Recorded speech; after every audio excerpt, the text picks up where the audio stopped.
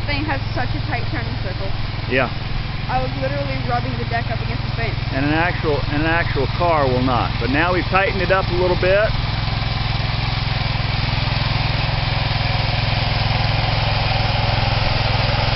Practicing parallel parking.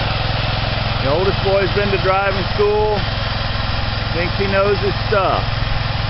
He still hasn't done the real world driving stuff yet. We're going to let him practice on a garden tractor.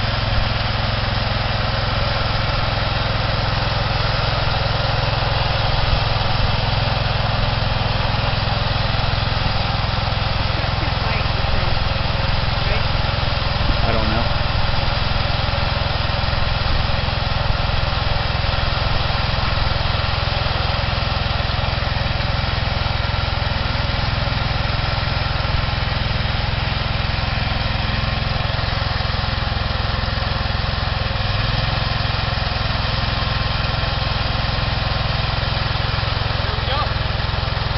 Is that how you think you'd park it in the real world, splitting the difference between the front and the rear cars?